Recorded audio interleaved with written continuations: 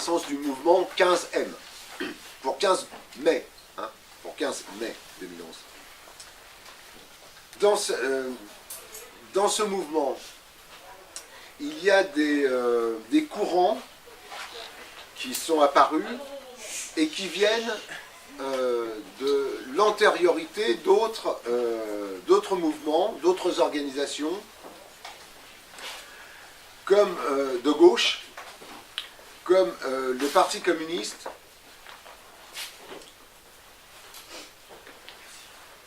et qui ont approfondi la discussion politique sur la scène de la gauche organisée.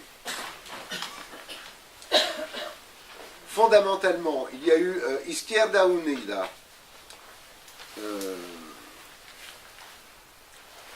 qui a été formée d'une partie du Parti communiste espagnol, du PCE, hein, du Parti communiste espagnol, qui, dans sa 6e assemblée en l'an 2000, et avec 15% des votes, s'est implanté comme courant politique de la gauche la plus radicale à l'intérieur de Izquierda Unida, et qui a ouvert un chemin nouveau, une nouvelle voie au mouvement politique dans la gauche espagnole pour revenir à l'idéologie originelle, ou d'origine.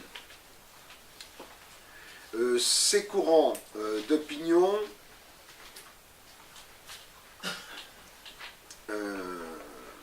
sont devenus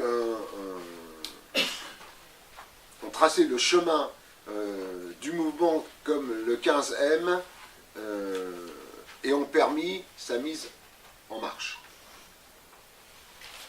Après une année de lutte,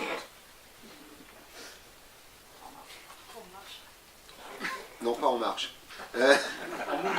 après une année de lutte, d'assemblée, de protestation, de manifestation sur les différentes places et lieux de réunion populaires dans toute l'Espagne, un groupe d'intellectuels conduit par Pablo Iglesias, par Julio, hein, par Pablo Iglesias, avec Juan Carlos Monedero. Juan Carlos Monedero, c'était l'économiste, entre guillemets, hein, de Podemos. Carolina Besanska, Inigo Errejón, on en reparlera, et bien d'autres, ont considéré qu'était arrivé le moment de construire un parti politique. C'est comme ça qu'est né Podemos, qui s'est présenté avec succès aux élections européennes de 2014. 2014 et 2015 ont été des années de croissance numérique importante de Podemos, tant en sympathisant comme en adhérant et en militant. C'est ainsi que s'est réalisée la première assemblée citoyenne de Vistalegre en 2015, qui a donné naissance à la construction formelle de Podemos comme parti politique. On reviendra là-dessus d'ailleurs dans la discussion et dans nos... puisqu'on va nous exposer nos thèses sur Podemos, on reviendra là-dessus.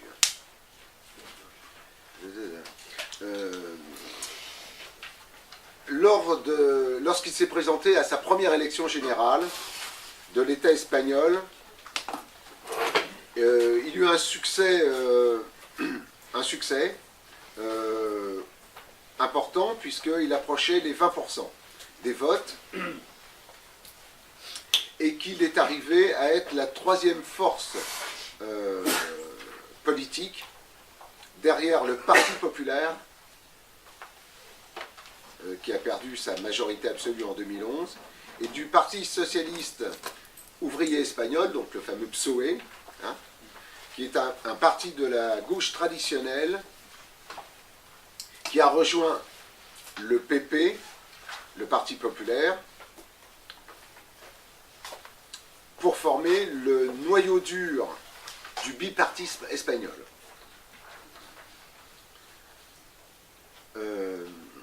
À cause du manque d'accord de la majorité pour un gouvernement d'État au Parlement, ont été convoquées de nouvelles élections dans lesquelles Podemos se présenta en coalition avec Izquierda Unida après un grand débat entre les deux organisations et à travers d'élections internes sur 2 candidatures. Cette coalition électorale n'a pas obtenu les votes nécessaires pour arriver à être la deuxième force politique du pays. Mais elle a maintenu son niveau de vote, ou son score de vote, et le Parti populaire est arrivé à former un gouvernement avec l'appui politique de Ciudadanos, dont on a dit tout à l'heure que c'était un parti de droite, du centre de droite, et du PSOE. Et de quelques autres voix de représentants de la droite nationaliste. Parenthèse, quand en Espagne on parle de droite nationaliste, on parle de la droite initiée à l'origine par le franquisme. Hein, le terme de droite nationale a un rapport certain en Espagne avec le franquisme. Il ne faut jamais le perdre de vue.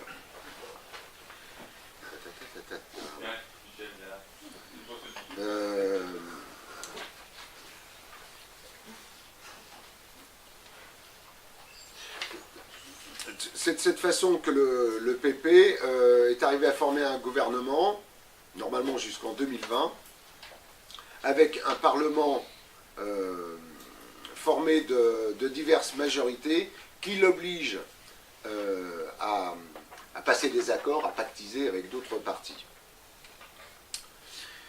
Quels sont les secteurs, alors, quelles sont les couches ou les secteurs populaires qui forment Podemos?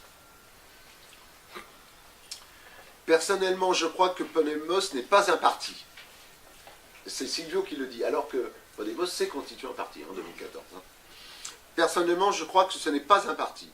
C'est un mouvement politique sans idéologie définie qui aspire à représenter tous les citoyens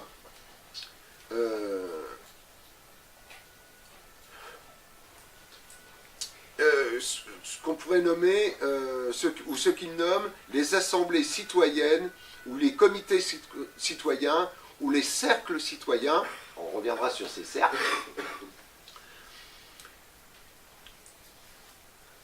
À toutes les étapes, à tous les stades de son organisation interne. Donc, Podemos est constitué de cercles, d'assemblées citoyennes. Ça devrait vous rappeler quelqu'un, hein. Enfin, un mouvement politique français récent. Actuellement, si on analyse la structure sociale des membres élus, Podemos est représenté en majorité absolue par la petite bourgeoisie. Seuls quelques-uns appartiennent à la classe ouvrière et encore moins, quelques-uns seulement, sont chômeurs. Et, les gens sont jeunes, sans expérience militante antérieure, pour leur grande majorité. L'organe principal de gouvernement du parti est le comité citoyen d'État, de 62 membres, et dont l'âge moyen est de 31 ans,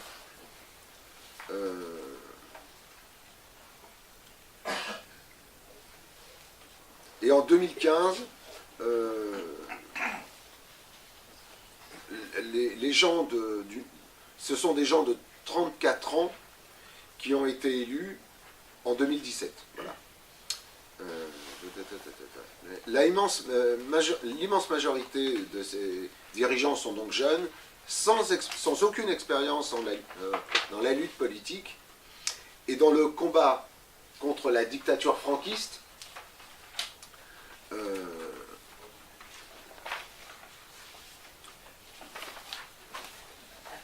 Une partie de cette idéologie continue à vivre aujourd'hui, de l'idéologie franquiste, continue à vivre aujourd'hui dans le Parti populaire et dans Ciudadanos. Les militants de Podemos, qui sont présents dans les luttes et dans les débats quotidiens, sont à la base des cercles citoyens. Ils sont retraités, chômeurs de longue durée et, en majorité, ont autour de 50 ans. Jeunes retraités quand même. Oui, chômeurs de longue durée aussi. Voilà. Ceci est la véritable base de Podemos. Ce manque d'excellence politique de ces dirigeants a fait qu'il y a eu une crise, aujourd'hui dans l'organisation, dont les racines sont politiques et sont en Catalogne et en Espagne. Voilà pour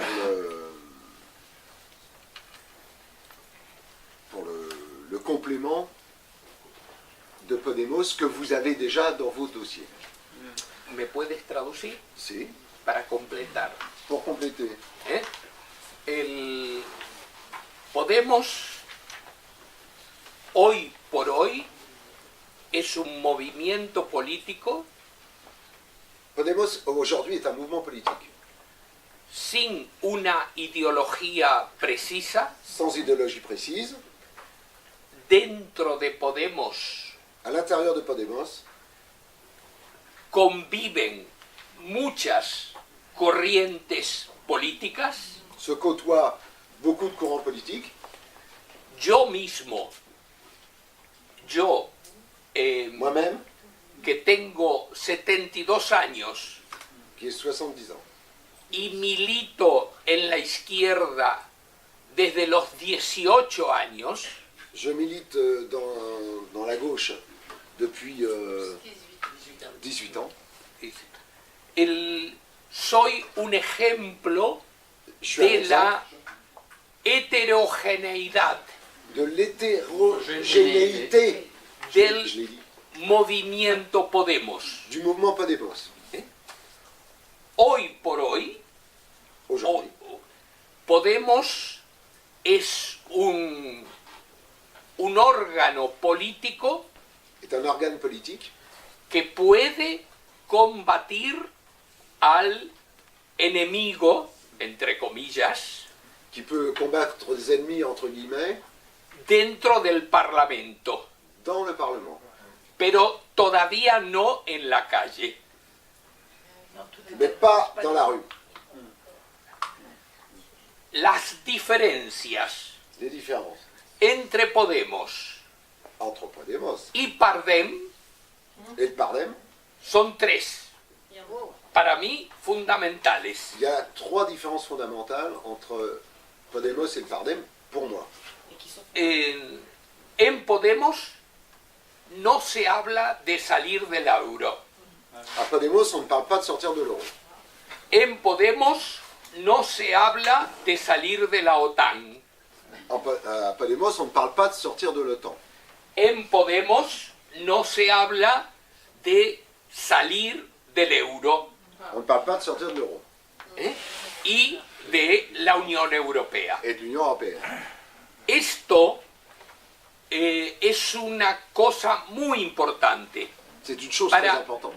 para entender que en la segunda reunión Pour comprendre qu'à à la deuxième réunion nacional nationale de Podemos en Vista Alegre 2017, en 2017, este documento que yo presenté a ese congreso que ustedes lo van a recibir por mail, si. en este documento, Espera. sí, Donc, à cette réunion, la deuxième réunion de Podemos, il a présenté un document que vous n'avez pas, mais que je vais vous envoyer par mail parce que on a Traduit, oui, il a été traduit. sí. La idea es para que este documento perdió en el Congreso. No fue aceptado por el Congreso en forma mayoritaria.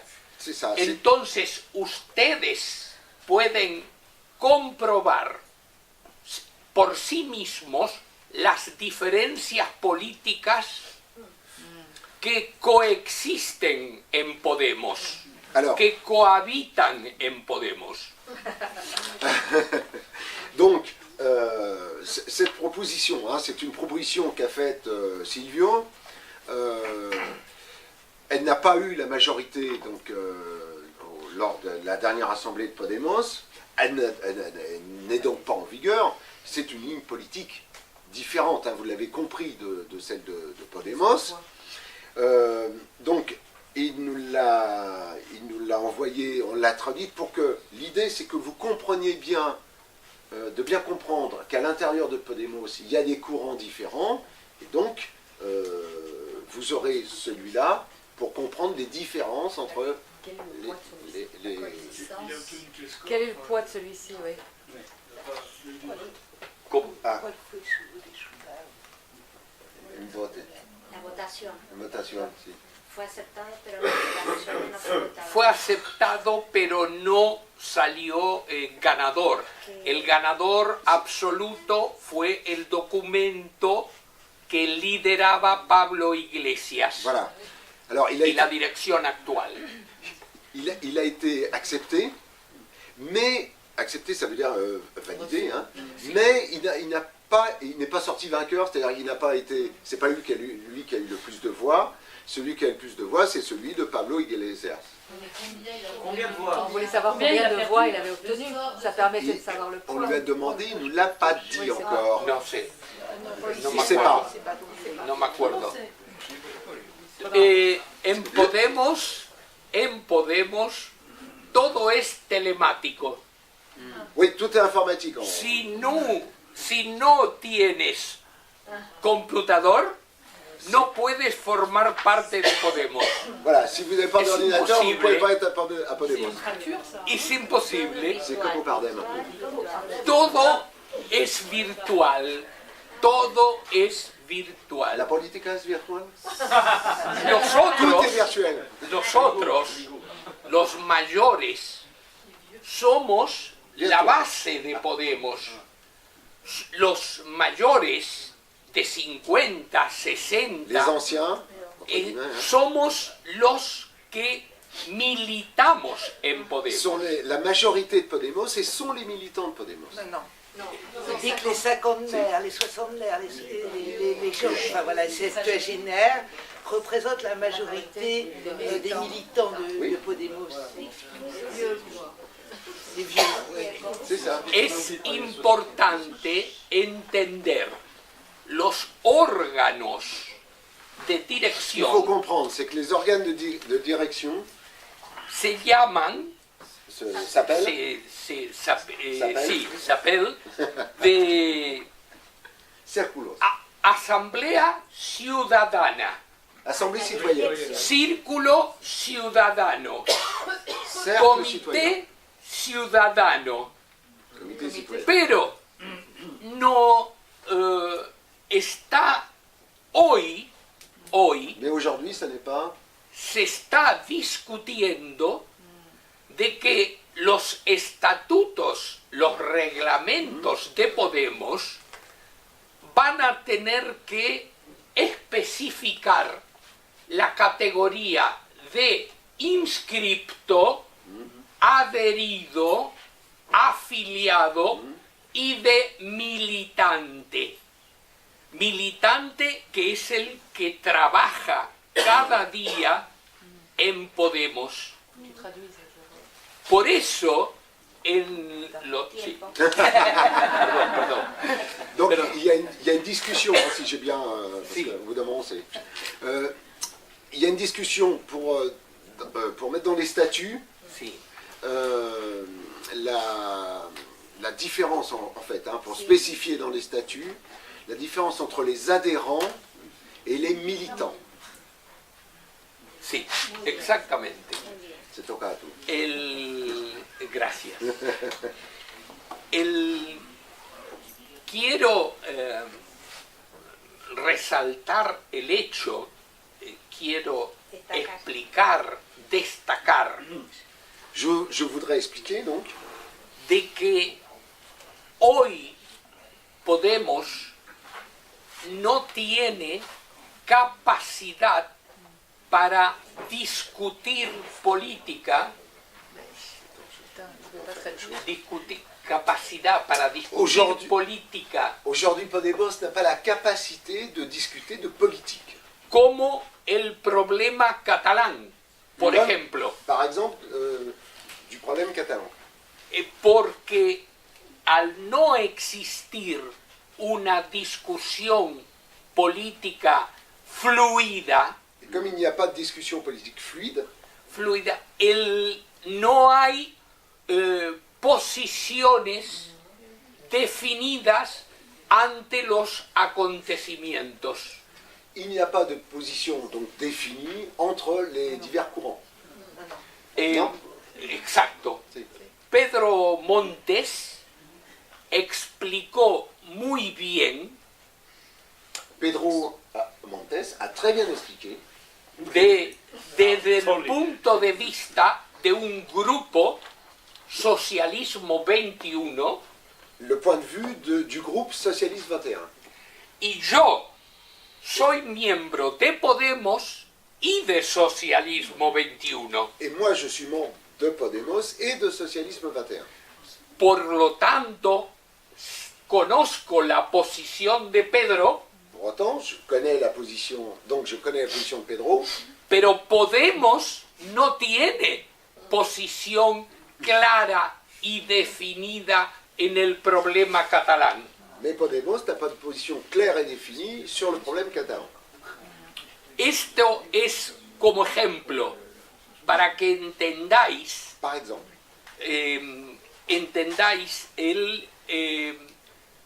que habrá que hacer en Podemos unas propuestas,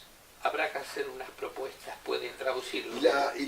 par exemple, il a fait une proposition hein, à Podemos Sí, de discusión interna de discussion interne para elevar el nivel político de sus militantes. pour élever le niveau politique des militants.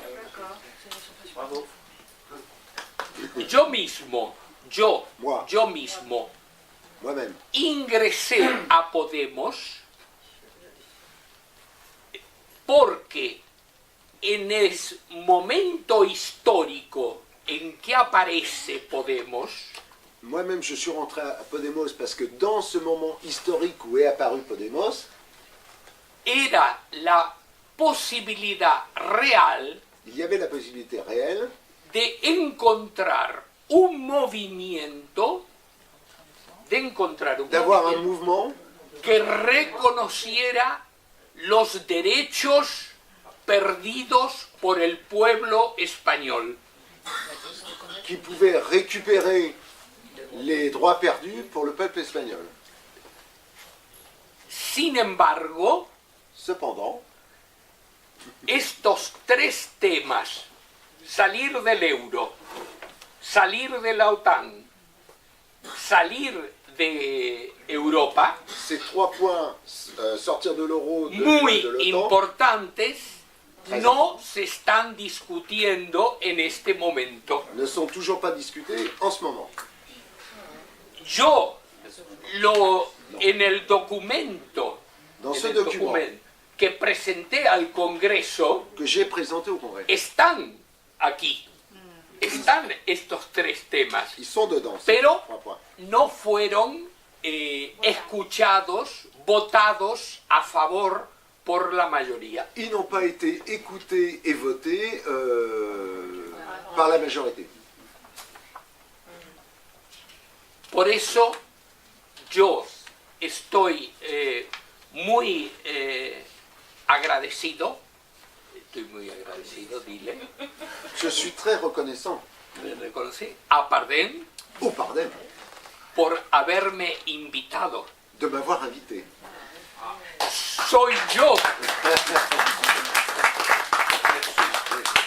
Soy yo el que tengo que aprender de vosotros para coger experiencia, tomar experiencia, para poder llevarla y discutirla en España. Estoy abierto a las preguntas que quieran. Donc je vais apprendre. Il attend beaucoup du Voilà, il attend beaucoup du Pardem pour pouvoir rapporter des idées et pouvoir les discuter en Espagne. On applaudit. Hein.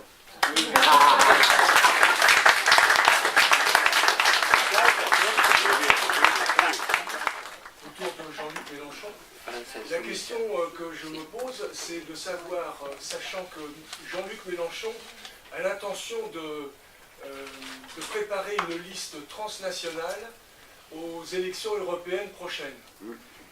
Est-ce que tu sais si il envisage une collaboration pour ce fameux plan B Sí, avec Podemos?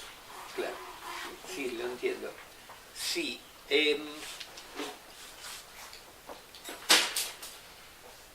Lamentablemente, Ça se traduit lamentablement. la discusión interna, la discusión La discussion interne interna de Podemos de no Podemos, es suficientemente fluida, pas conectada. suffisamment. Pero nuestra intención, la de los militantes de base, Mais notre intention à nous, militants de base, como yo, comme moi, es poder pedir a las autoridades orgánicas del partido, a las autoridades de Podemos, de que la discusión no sea solo arriba, sino que venga hacia abajo o que parta de abajo hacia arriba. voilà, et de pouvoir donc faire admettre à la direction de Podemos que la discussion ne doit pas rester simplement en haut, mais doit être en bas et même d'en bas vers le haut. Contesta tu pregunta. Est-ce qu'il a répondu à ta question? ¿Eh? C'est pas précisément, mais Sí, está est-ce bien. qu'il y aura la pregunta es una alianza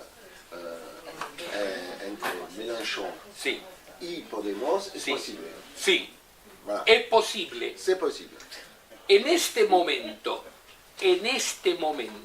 en el Parlamento español, En ce moment, au Existe. Parlement espagnol, una coalición il y a une coalition parlamentaria entre Podemos e Izquierda Unida. entre Podemos et Izquierda Unida. Esa coalición parlamentaria Et cette coalition parlementaire funciona entre dirigentes, fonctionne entre dirigeants, pero no en la base. mais pas à la base. Le quiero contestar a él.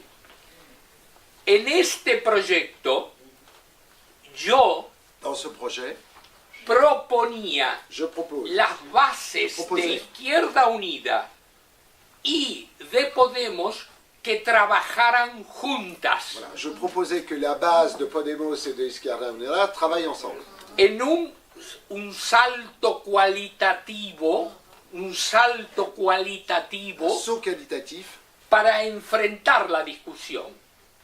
pour se confronter à la discussion. Podemos y la Francia insumisa, Podemos y Mélenchon, pueden perfectamente compartir, ir en coalición a las elecciones europeas.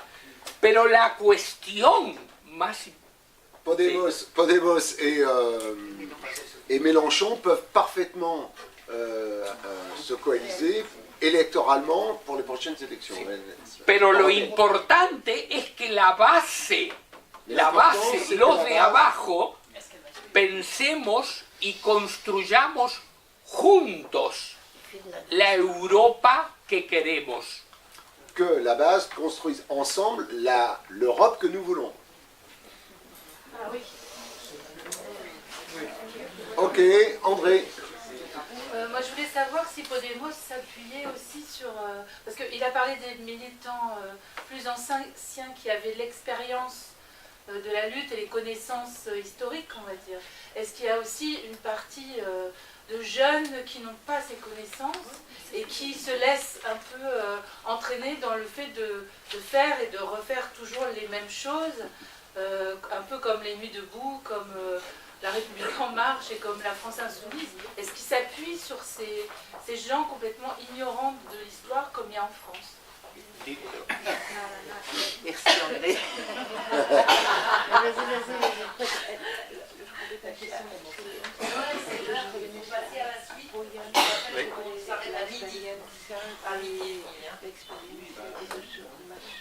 D'accord. No. Pedro Montes habló de Cataluña y yo quiero expresar yo fui testigo,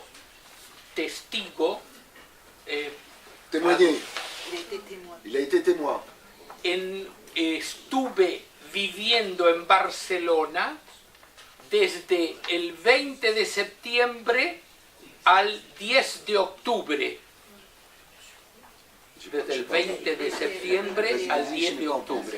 Il a été à Barcelone, Témoin à Barcelone. témoin à Barcelone du 20 septembre au 10 octobre. Y lo más importante de mi testimonio Ouais. es que había luchando millones de jóvenes, miles de jóvenes en la calle. Et donc il a constaté quand même que dans la rue à Barcelone, il y avait énormément des milliers de jeunes. Hein, des milliers de jeunes. Jóvenes, Dans la rue.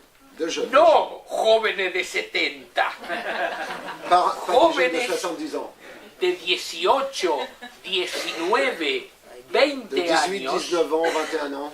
que participaron del proceso independentista en Qui Cataluña. participent au processus indépendantiste de Catalogne. En Catalogne. Pero Podemos todavía no tiene esa inserción en la juventud. Mais Podemos N'arrive pas, n'arrive pas à avoir cette... à rentrer dans cette marche de la jeunesse. Pour finir là-dessus, dans le document Rentrer dans la jeunesse. qu'a écrit, qu'a présenté, dans le document qu'a présenté Silvio à Vista Alegre 2, vous verrez qu'il insiste beaucoup sur deux problèmes que rencontre aujourd'hui Podemos. C'est-à-dire qu'on est en train, là où il devait y avoir une gestion verticale du parti, Aujourd'hui, on est sur une conception très très horizontale. Très verticale, pardon. Heureusement qu'il y a le geste. C'est la main gauche et la main droite, voilà. Et par ailleurs, donc, il constate qu'il y a un éloignement entre les représentants de Podemos au gouvernement et la base des militants, ça c'est le premier point. Et deuxièmement, il estime, et ça c'est assez intéressant je trouve, il estime que Podemos devrait s'appuyer un peu plus sur l'expérience des militants âgés, jeunes de 70 ans et moins ou plus, mais qui ont effectivement une expérience politique parce qu'ils se sont investis sur la lutte, dans la lutte contre la dictature franquiste, etc., etc., que ces mêmes militants ne sont pas aujourd'hui écoutés par ceux qui détiennent, qui représentent Podemos et qui ont une moyenne d'âge d'environ 35 ans, etc. Et il réclame, dans ce qu'il a présenté à Vista Alegre, il réclame qu'il y ait dans les listes électorales, au même titre que nous on a un quota, une parité homme-femme, il réclame aussi un quota d'âge 40-60 pour qu'il y ait une véritable reconnaissance de l'expérience politique des plus âgés et que les plus jeunes puissent s'en nourrir et éviter ainsi un certain nombre d'erreurs qu'ils ont déjà commises au niveau du Parlement. Je suis claire ? Oui, très bien. Parfait. Alors, comme Gilles doit nous quitter, Gilles, tu as la parole. Oui, et j'ai 5 minutes. Et oui. Rassurez-vous. Donc, même si tout à fait. Alors, vas-y. J'ai pris mon synthétox. Donc, moi j'ai deux choses à dire en fait. Je vais essayer de les dire rapidement. Donc, quel est le point commun en fait entre Podemos, entre Syriza, la France insoumise, c'est que ces mouvements, ou ces partis, dépendamment de comment ils s'appellent, eux-mêmes, veulent se vivre et organiser un pôle citoyen de résistance à ce qui nous arrive en Europe. C'est comme ça qu'ils se vivent, c'est comme ça qu'ils se présentent. Simplement, sous quelle modalité ? Sous une modalité de politique, de parti politique, ou sous une modalité de résistance, comme disait Pedro. Pedro, tout à l'heure, sur la situation catalane, a fait une distinction très intéressante entre résister et proposer un projet politique. Eh bien, Podemos, Syriza et la France insoumise se présentent comme des mouvements qui résistent et qui cumulent tous les courants qui ne sont pas contents dans ces pays-là. C'est ce qu'on appelle une logique, sans aucune polémique, hein, une logique populiste. C'est-à-dire que, et d'ailleurs, Podemos se revendique de la stratégie populiste. La stratégie populiste est une stratégie non politique. La stratégie populiste, c'est de se faire un vaste cahier de doléances. Vous vous souvenez, en 1789, des cahiers de doléances. Les gens ne sont pas contents. On rassemble ce pourquoi ils ne sont pas contents, et on le transmet à une autorité politique, ou disons, on s'en fait la parole. Ce n'est pas un projet politique, et ça ne peut pas le devenir. Je ne voudrais pas inquiéter Silvio, mais ça ne peut pas devenir un projet politique. À partir du moment où ça devient un projet politique, ça perd son côté de rassemblement et de caisse de résonance des mécontents, parce qu'un projet politique divise. Un projet politique, d'abord, ne se contente pas de faire l'état des opinions, mais construit l'opinion, se propose comme projet de construire politiquement l'opinion pour délimiter les enjeux principaux et délimiter les clivages principaux et de construire dans le débat public un projet politique. Si on fait ça, on divise, on n'est plus une caisse de résonance. Et c'est précisément ce que ne veulent pas Syriza, ce que ne veut pas Podemos, ce que ne veut pas la France insoumise. Ils ne deviendront jamais un parti politique. Le choix, ils l'ont fait au départ. Au départ, ils ont voulu ne pas être un parti politique dans le vrai sens du terme. Et ils ont voulu être une caisse de résonance. Attrape-tout. Et ne pas construire un débat public sur les enjeux principaux. Donc, bon, ok. Et le dernier truc, c'est sur... alors là, je suis moins d'accord avec toi, Pedro, sur l'aspect nation. Est-ce que les Catalans sont une nation ou pas? Il faut leur demander. Je comprends tout à fait le refus de partir dans les débats métaphysiques. Ça, c'est vrai, il faut le refuser. Mais en fait, par contre, il ne faut pas refuser d'être clair. Si chaque identité, qu'elle soit valide ou pas, montée historiquement, très récente ou très vieille, aucune importance. Si chaque identité se donne des institutions politiques, entre guillemets, des institutions en fait qui reflètent cette identité, d'abord, ça n'est fini de la politique. Il ne peut pas y avoir de projet politique non plus dans cette perspective. Ce n'est pas possible. D'ailleurs, les Catalans, quand ils veulent pousser leur projet d'indépendance, ils sont obligés de faire comme s'il n'y avait pas de clivage social. Et quand Puigdemont s'enfuit, il va chez les Flamands, c'est-à-dire une droite assez sévère, parce que les projets identitaires ne s'occupent pas de politique. Alors, une nation identitaire qui devient politique, quel est le seul cas de figure où ça peut arriver? On connaît très bien, c'est très simple. Les Irlandais, par exemple. Les Irlandais, les Québécois, les Irlandais. Pourquoi ça devient un projet politique? D'ailleurs, les Québécois, ça n'a pas marché. Et ils sont revenus à un projet identitaire, et on n'en parle plus, ça ne marchera jamais. Mais dans les années 70, c'était un projet politique, économique et social. Et pourquoi? Et parce qu'ils étaient colonisés. Quand une partie d'un État, quand une partie de la population d'un État est colonisée colonisée au sens propre par son État, devient un sous-citoyen. Quand il est colonisé par son État, forcément, parce qu'ils sont ceci ou cela, parce qu'ils sont irlandais, ils sont colonisés, parce que les Québécois sont francophones, ils sont colonisés. Cette base-là produit de la politique sur un projet identitaire, puisque le projet identitaire, on est colonisé parce qu'on est identifié sur notre nature, eh bien, on récupère le pouvoir politique pour supprimer cette colonisation et avoir un projet économique et social, ça devient un projet politique. Si ce n'est pas le cas, ça ne peut pas être une nation, puisqu'une nation, c'est l'assemblée du peuple qui se donne pour projet politique d'être au sommet des institutions pour diriger la politique de cet État. Et le projet identitaire, sans raison comme ça, ne peut pas être politique et ne peut pas devenir une nation. Voilà. Merci Gilles.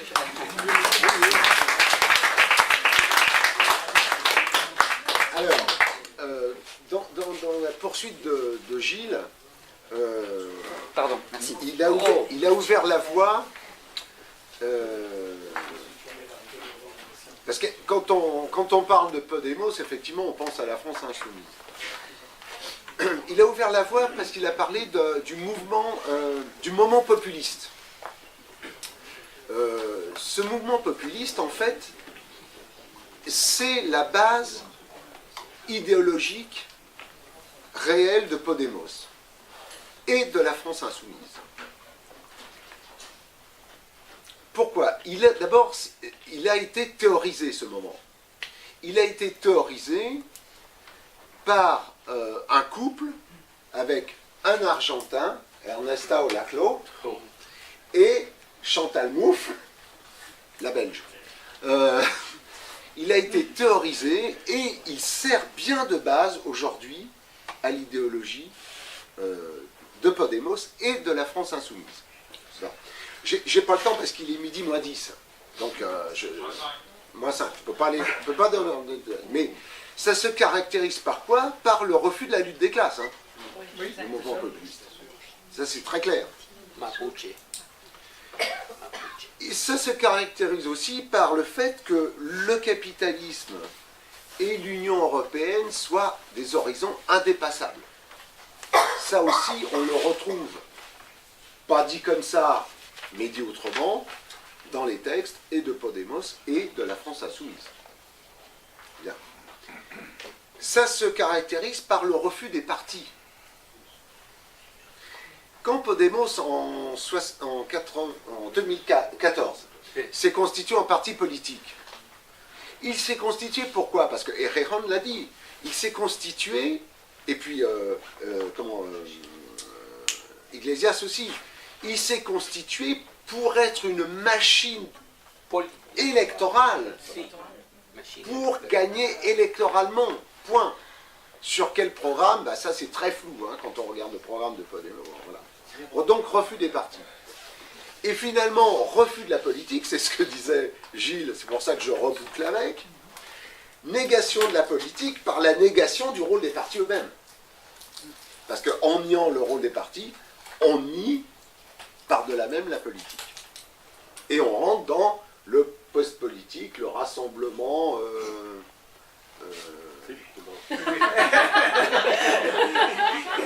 des sous pour l'école et pas pour les monopoles. Enfin bon. La stratégie, pour moi, la stratégie de Podemos et de la France insoumise. La stratégie, bah, c'est l'application de l'idéologie, hein, en fait. C'est pas très compliqué. De quoi parlent l'un et l'autre? Ils parlent de constituer un peuple. Ça, c'est la grande théorie de Laclau, la constitution d'un peuple. On fabrique de rien, enfin, ex nihilo, on fabrique un peuple. C'est ce que veut faire la France insoumise. Hein. Quand on écoute les discours de Mélenchon, allez les gens, il essaye de constituer un peuple qui lui-même n'a pas de lien fort, de courants qui n'ont pas de lien fort, il essaye de constituer effectivement cette masse, dont parlait aussi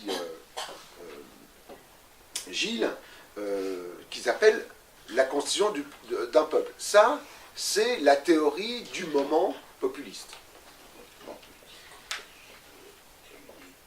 Il y a une différence entre Podemos et la France insoumise.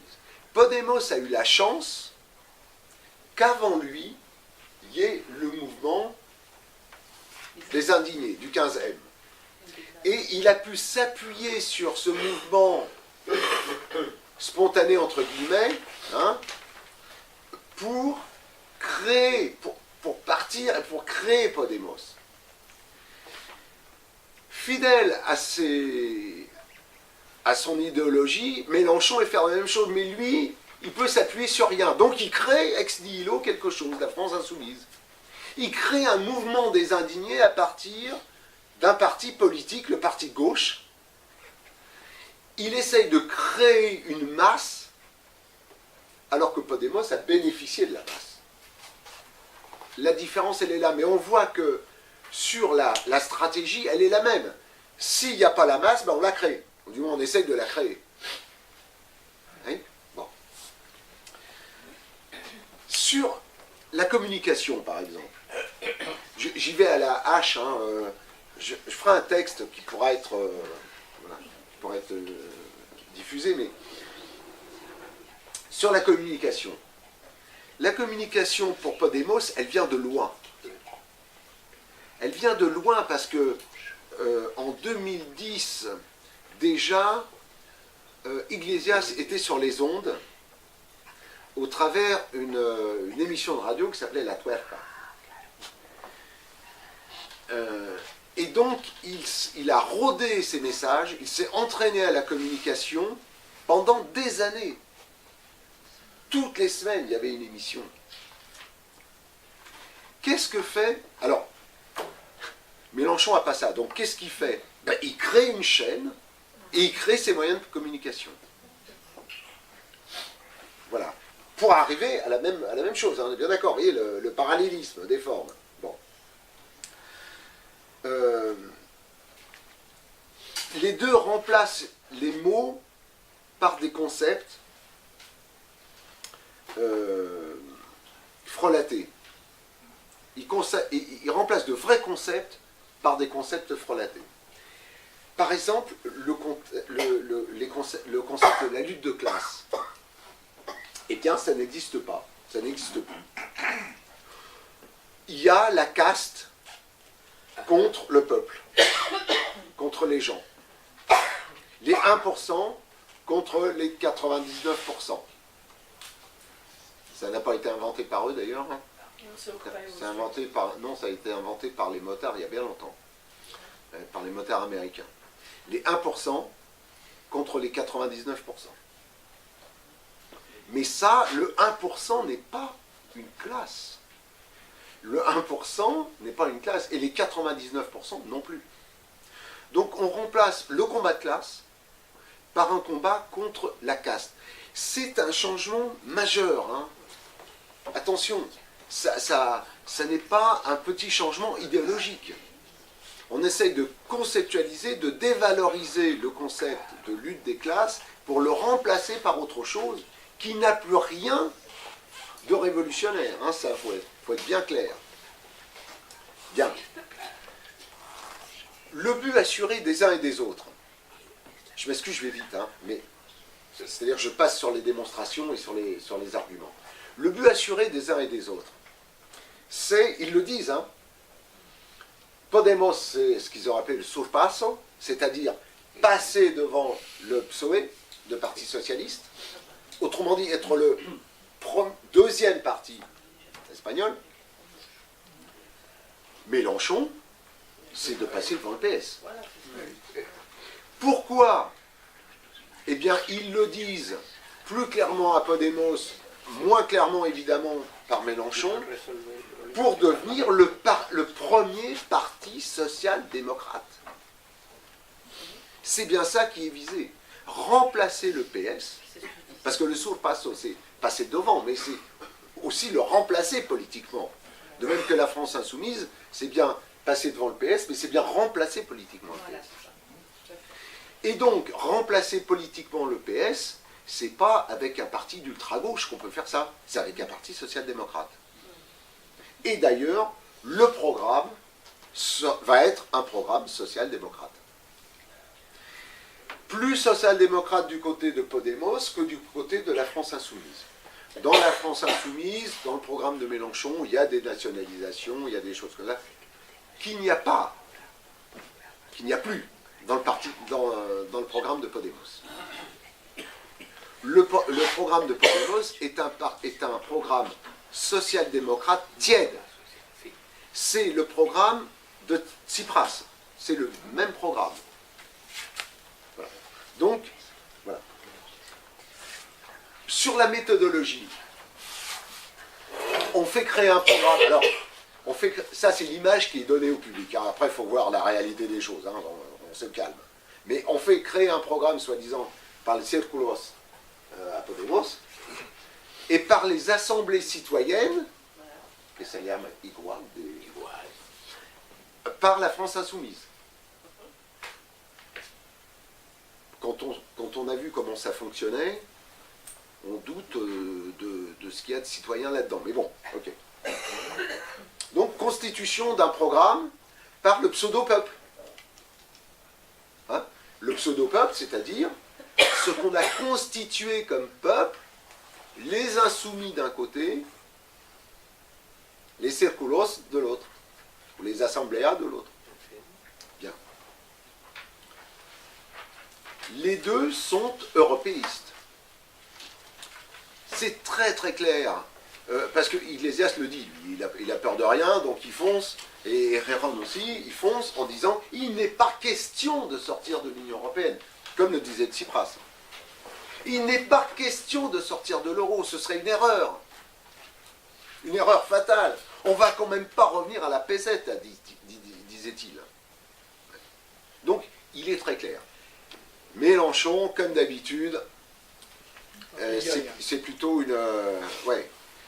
Il s'essaye à la sévillane. Hein. Alors, là, avec plus ou moins de bonheur. Mais bon, il nage, mais on sait que quand on sait lire, il ne veut pas. Il ne veut ni sortir de l'euro, puisque l'euro est à nous, hein, ni de l'Union européenne, il faut simplement la changer. C'est le plan B de Mélenchon. Enfin, ben les deux ont le même objectif. Comme ce sont des partis sociaux-démocrates et qu'il faut rester dans l'Union européenne et dans l'euro, l'objectif qui a été affirmé, hein, j'ai les citations d'Iglesias là avec moi, hein, c'est de rendre le capitalisme humain et l'Union européenne